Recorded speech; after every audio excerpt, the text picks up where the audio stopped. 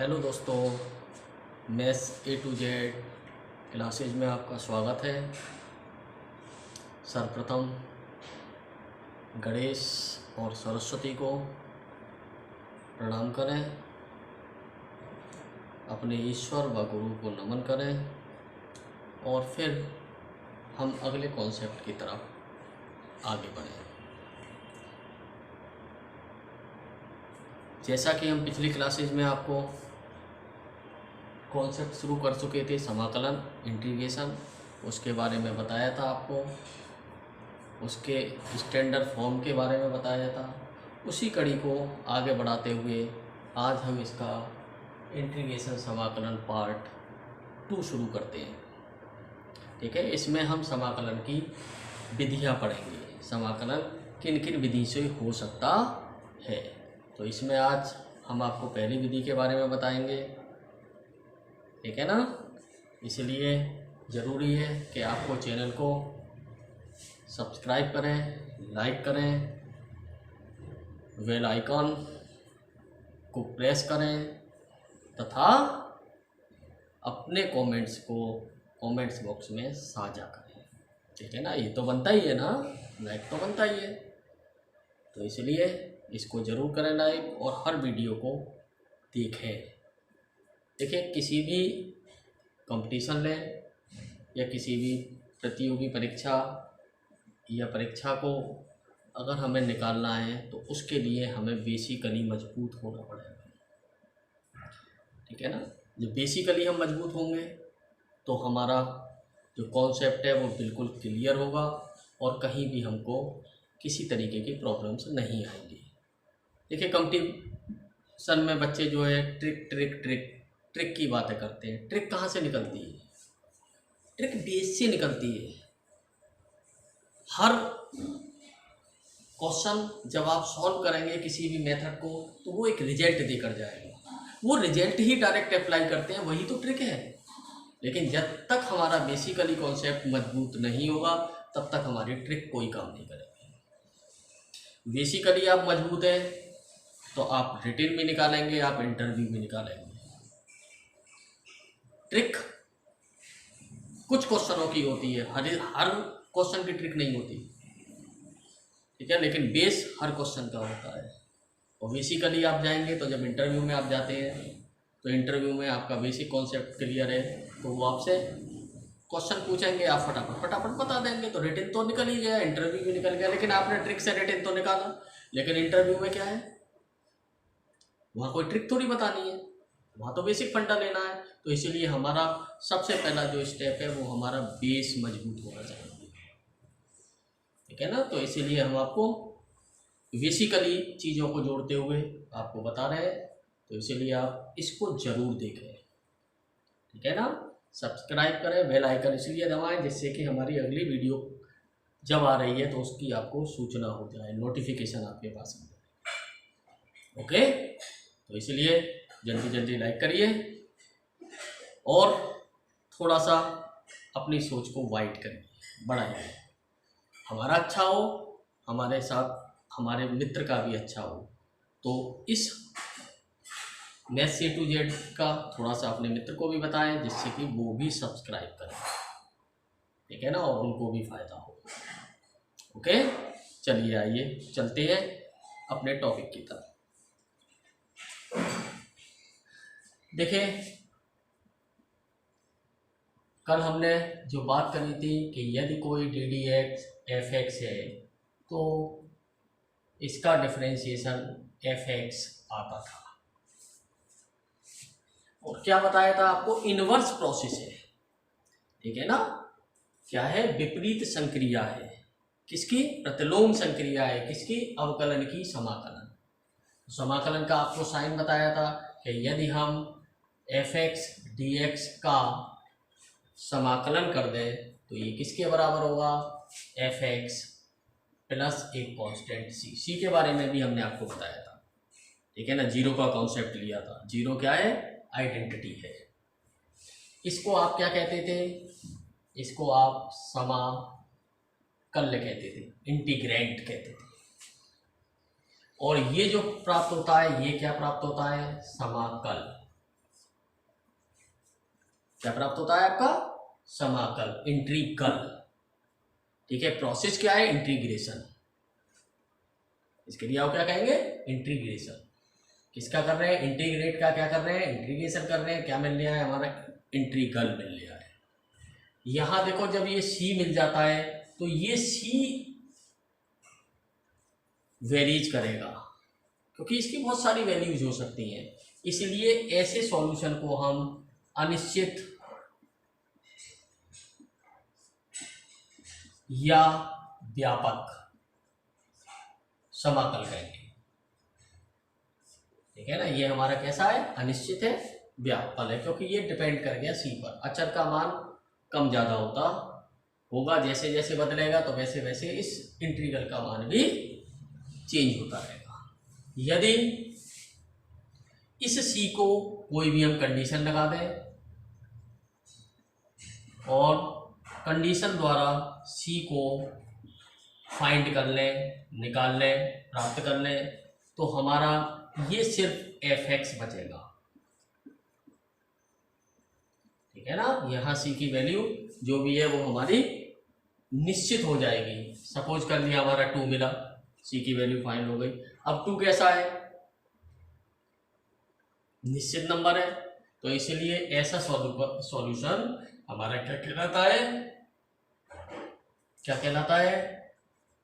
Particular, यानी विशेष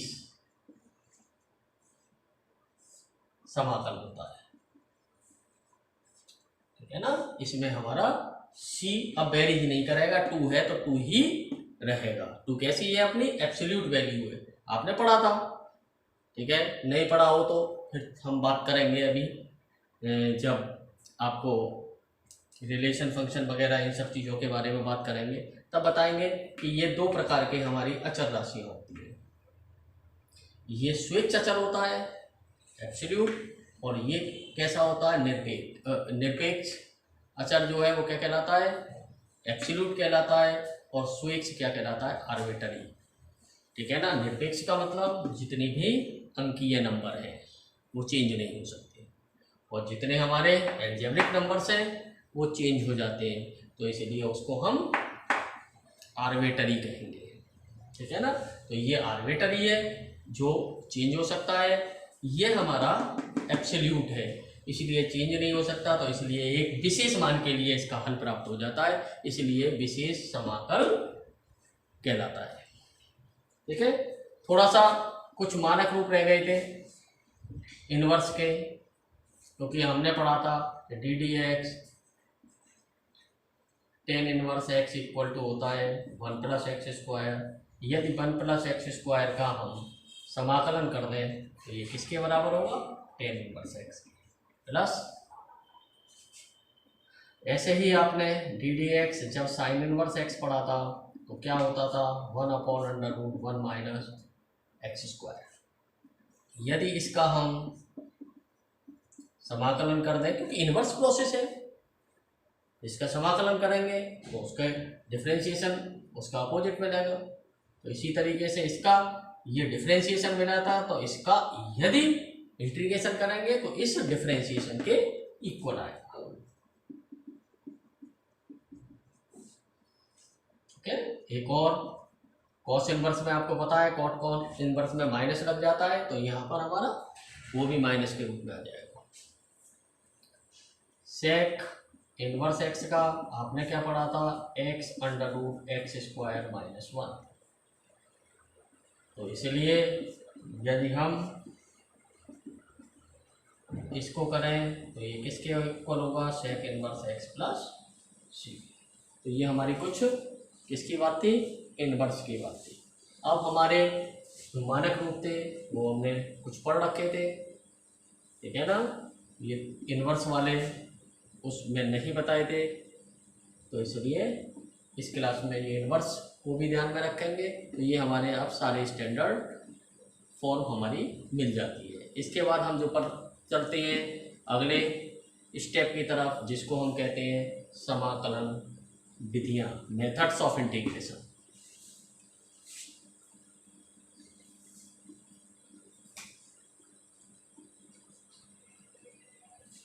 की विधियां, मेथड्स ऑफ इंटीग्रेशन। ठीक है, ये हमारी 3 विधि है। पहली है प्रतिस्थापन। कौन सी विधि है हमारी? पहली विधि है प्रतिस्थापन द्वारा, बाय सब्स्टिट्यूटिंग मेथड द्वारा समाकलन निकालना। दूसरी विधि हमारी क्या है? खंड से समाकलन।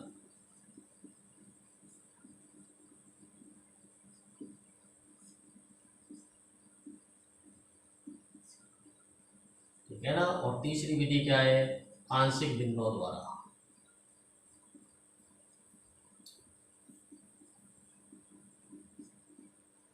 ठीक है ना, एक एक मेथड पर, ठीक है ना, थोड़ी डीपली चर्चा करते चलेंगे।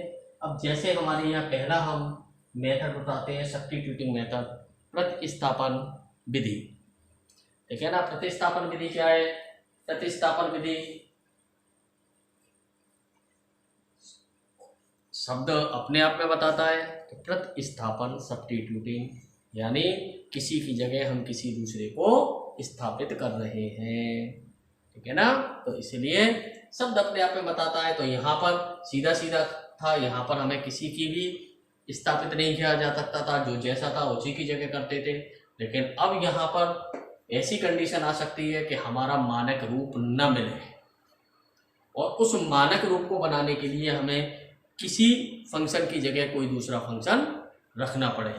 तो ऐसी मेथड जिसमें कि हम एक फंक्शन को दूसरे फंक्शन से, ठीक है ना, बदल सकते हैं, तो ऐसी विधि में हम जो बात करेंगे वो क्या कहलाएगी? प्रतिस्थापन विधि। कैसे होती है?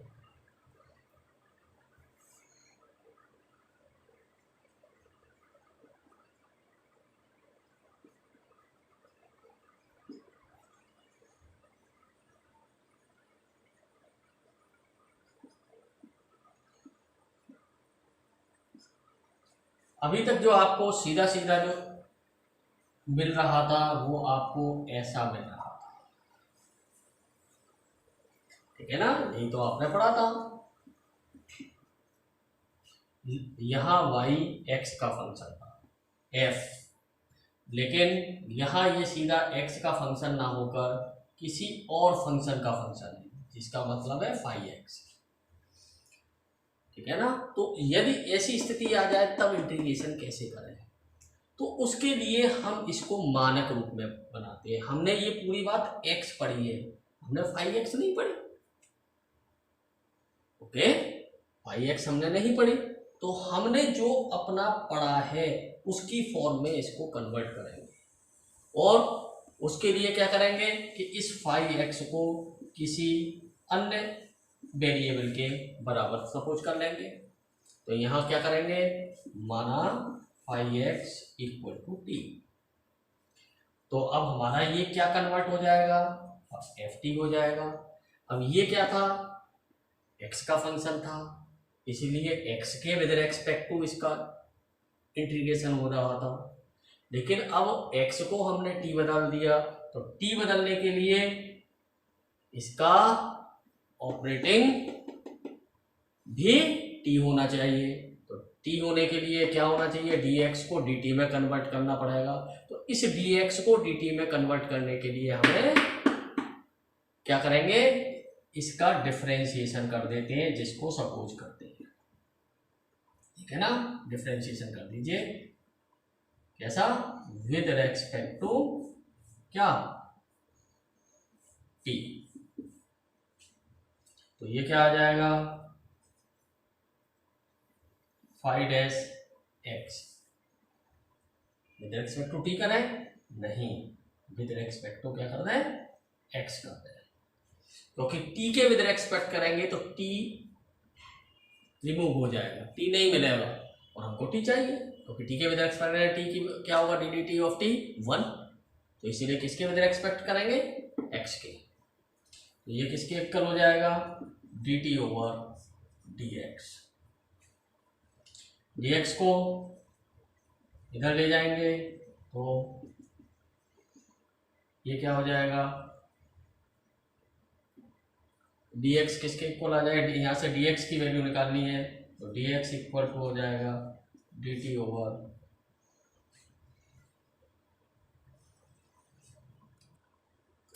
ठीक है गाइस। तो यहाँ से हमारा क्या मिल जाएगा, ये 5-x dx equal to dt। हमारे पास 5-x dx है, इसकी जगह हम क्या पुट कर देंगे, dt। तो ये किसके इक्वल हो जाएगा, f t के। फिर क्योंकि हमारा तो जो सम्स था वो किस में था, x में था, t में था ही नहीं, t तो हमने अपनी तरफ से लिया था, इसलिए बाद में t की जगह t की वैल्यू पुट कर देंगे जिसको सपोज करा है। तो इस तरीके से हमारा यह सॉल्यूशन मिल जाता। ओके, कैसे, फॉर एग्जाम्पल हम उठाते हैं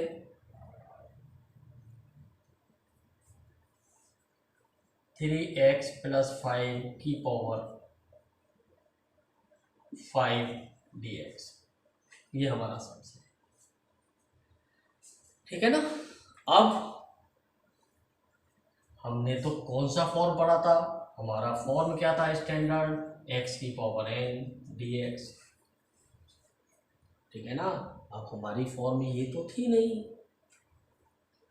फिर क्या करें, इसको हम सपोज कर लें किसी एक वेरिएबल के बराबर, या किसी एक फंक्शन के इक्वल, या किसी एक नंबर के इक्वल, एल्जेब्रिक नंबर, ठीक है ना। तो 3x + 5 इक्वल टू हमने क्या सपोज कर लिया, माना t। ये कोई गारंटी नहीं है कि हम t सपोज करें, ठीक है ना, हम कुछ भी सपोज करें, ये हर स्टूडेंट का डिफरेंट हो सकता है, तो इसलिए इसको कुछ भी सपोज कर सकते हैं, या इट इज़ नॉट कंपलसरी कि हम इसको जो है टी ही सपोज करना है, कोई यू करे, कोई डब्ल्यू करे, कोई वाई करे, ठीक है ना, ये कोई इशू नहीं है। तो इसलिए क्योंकि हमें सपोज करना है तो अपने अनुरूप जैसा भी हम चाहें वो सपोज कर सकते हैं। तो जब हमने इसको सपोज कर लिया तो ये हमारी फॉर्म हो गई टी की पावर 5। अब ये x के विद रेस्पेक्ट टू था, ये इंटीग्रेशन t के विद रेस्पेक्ट होगा, तो अब t की वैल्यू कैसे निकालें। तो गाइस ये तो यहाँ हमने dt ओवर dx निकाला था, वैसे x का डिफरेंशिएशन अगर हम करेंगे तो x का डिफरेंशिएशन किसके इक्वल होता है, dx के। t का डिफरेंशिएशन किसके इक्वल होता है, उसका आपका क्या मिलता है, dt। जिसका जिसके अगर आप करें वही मिलता है। तो इसलिए हम इसको बार बार dt ओवर dx नहीं लिखेंगे, सीधा सीधा करेंगे। ओके, तो अब इसको क्या करेंगे, डिफरेंशिएशन करेंगे। डिफरेंशिएशन करने पर क्या मिलेगा, ddx of 3x + ddx of 5। Okay, और ddx ऑफ t, तो ये क्या हो जाएगा, 3x का 1, ये कांस्टेंट हो जाएगा, यहाँ क्या मिल जाएगा, dt ओवर dx। आगे के क्वेश्चन में सीधा यहाँ dx लिखेंगे, इधर को dt कर देना, तो ये क्या आ जाएगा, 3dx इक्वल टू dt। अब हमें किसकी वैल्यू निकालनी है, dx की, तो dx की वैल्यू निकालेंगे तो किसकी इक्वल होगा, dt अपॉन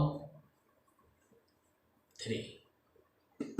तो यहाँ हम dx की वैल्यू dt के टर्म में निकालकर सब्स्टिट्यूट कर देते हैं, तो सब्स्टिट्यूट करा एक की जगह दूसरा, तो इसलिए इस मेथड का नाम सब्स्टिट्यूट मेथड है।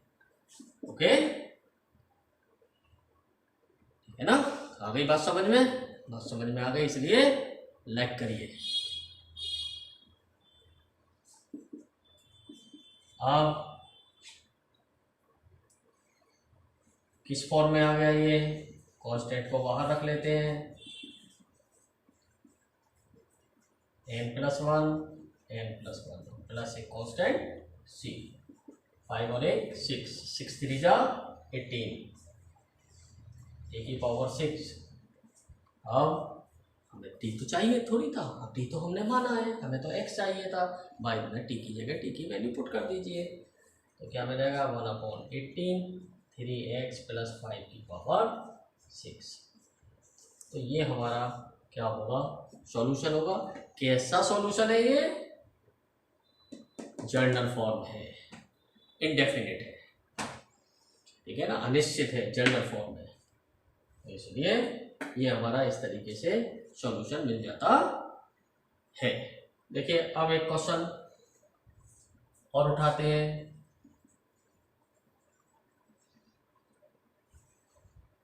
One upon x square plus a square. अब ये हमारा किस फॉर्म में दिख रहा है, 1 + एक्स स्क्वायर की फॉर्म में, ऐसा ही तो मिल रहा है। तो इसके लिए हमें इसको सब्स्टिट्यूट करना पड़ेगा, ठीक है ना। तो इसको करने के लिए हम क्या करते हैं, x = 80 पुट कर देते हैं,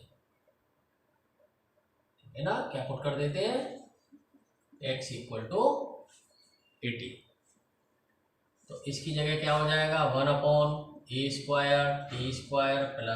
a²। अब ये फंक्शन t का सब बन गया। अब इसको with respect to t integrate करेंगे, तो इसलिए हमें dx की वैल्यू dt में निकालनी है। तो जिसको सपोज करते हैं उसका डिफरेंशिएशन कर देते हैं। तो x का डिफरेंशिएशन dx होगा, a कांस्टेंट है, और t का डिफरेंशिएशन dt होगा। तब क्या करें, यहाँ पर dx की जगह a × dt पुट कर दें। नीचे a² कॉमन है, t² + 1, a से ये कर लें 1/a, इसको 1 + t² लिख दें। क्यों लिख दिया साहब आपने, t² + 1 था, 1 + t² क्यों लिख दिया है, लिख सकते हैं क्या, परमिशन तो होगी। तो वो कैसे लिख सकते हैं, इसके लिए मैथ हमको परमिशन देता है, जिसको हमने पढ़ा था क्रम विनिमय का नियम। क्रम विनिमय का नियम क्या था, योग का क्रम विनिमय नियम, ठीक है ना। संख्याओं को आपस में इंटरचेंज करके अगर सम करें तो उनका रिजल्ट सेम रहता है। तो ए में बी जोड़ें या बी में ए जोड़ें, ये नियम आपने नंबर लाइन पर भी पढ़ा है, ठीक है ना। और वैसे भी आपने इंटीजर पर भी पढ़ा है, ठीक है ना, रेशनल नंबर पर भी पढ़ा है, ठीक है, कॉम्यूटेटिव लॉ जिसको इंग्लिश में कहते हैं, ठीक है ना, आपस में एक दूसरे से इंटरचेंज हो जाता है। ओके, तो इस तरीके से ये क्या हो गया, इसका कितना होता है tan−1 t प्लस एक कांस्टेंट c, 1 + x² का tan−1 c, ये फॉर्म आती है। अब t की जगह t की वैल्यू सब्स्टिट्यूट कर दीजिए। t क्या है, यहाँ माना है, यहाँ से t निकाल लीजिए, किसके, x/a के, और यहाँ पर रख दीजिए। तो ये हमारा क्या हो जाता है, सॉल्यूशन हो जाता है। ओके, नेक्स्ट सम्स को उठाते हैं।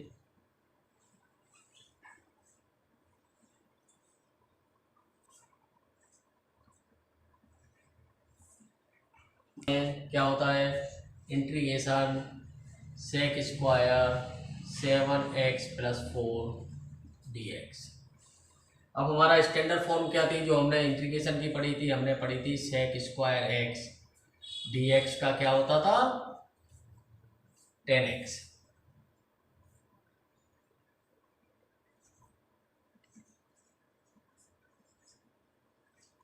ठीक है, क्या पढ़ा था 10x + c। तो अब हमारे पास sec² 7x + 4 है, अर्थात हमारे पास खाली x होता तो इसको हम 10x लिख सकते थे।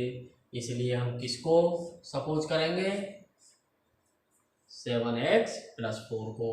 तो यहाँ क्या कर लेंगे, मान लेंगे 7x + 4 = t। तो ये हमारा हो जाएगा sec² t। अब ये एक्स के विद रेस्पेक्ट हो रहा है, हमने एक्स को कन्वर्ट टी में कर दिया, तो ये टी के विद रेस्पेक्ट होना चाहिए, तो डी एक्स की जगह डी टी चाहिए। तो उसके लिए क्या करते हैं कि जिसको हम सपोज करते हैं उसका डिफ्रेंशिएशन कर देते हैं। तो 7 एक्स का डी एक्स, कॉन्स्टेंट का 0, टी का डी टी, और इससे डी एक्स की ये वैल्यू निकालेंगे तो क्या मिलेगा, डी टी अपॉन 7। तो यहाँ पर इसको हम सब्स्टिट्यूट कर देंगे, डी एक्स की जगह डी टी अपॉन 7। तो ये क्या हो जाएगा, 1/7 sec square t d t. Sec square t का क्या होता है, 10t होता है, प्लस एक कांस्टेंट समाकल स्थिरांक, ठीक है ना, इंटीग्रल कांस्टेंट। फिर टी की जगह जो सपोज करा है टी की वैल्यू पुट कर देते हैं, 7x + 4। इस तरीके से हमारा सॉल्यूशन प्राप्त हो जाता है। ठीक है, कोई दिक्कत नहीं हुई होगी। ओके, कुछ सम्स आपके लिए होमवर्क में दे रहे हैं, ठीक है ना, जिनके आंसर फटाफट कमेंट्स बॉक्स में दीजिए, ठीक है ना। नेक्स्ट वीडियो में जब नेक्स्ट क्लास होगी उसमें आपके जो प्रॉब्लम्स होंगे, ठीक है ना, उनके बारे में बता दिया जाएगा, किसका आंसर अच्छा आता है किसका गलत आता है, ठीक है ना, उसको समझाया जाएगा, जिससे हमें पता चले कि आप क्या कर रहे हैं और आपको कैसा लग रहा है, ठीक है ना। लेकिन सब्सक्राइब और लाइक करना न भूलें, ठीक है ना, ये ज़रूर करें। ओके, चलिए हमारा होमवर्क क्या है,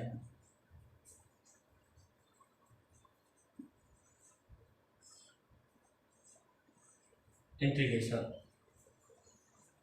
क्या होगा, 3 log e base x dx। कुछ हमारे पुराने भी हैं, कुछ हमारे नए भी हैं। 2 cos x upon 3 sin square x dx। Third हमारा क्या है, v की power x + a dx। Fourth फटाफट आ जाइए, e की पावर 5x।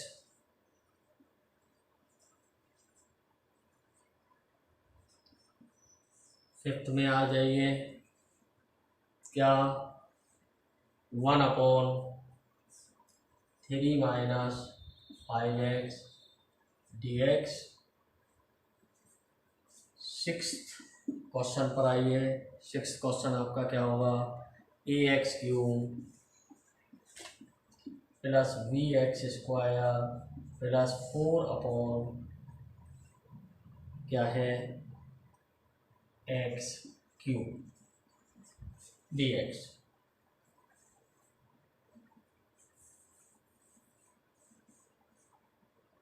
ओके, तो इनको आप होमवर्क में करिए, ठीक है ना। जो आपके आंसर है फटाफट अपने कमेंट्स बॉक्स में भेजिए। चैनल को सब्सक्राइब करिए, लाइक करिए, ठीक है। अपना टेक केयर, स्टे सेफ।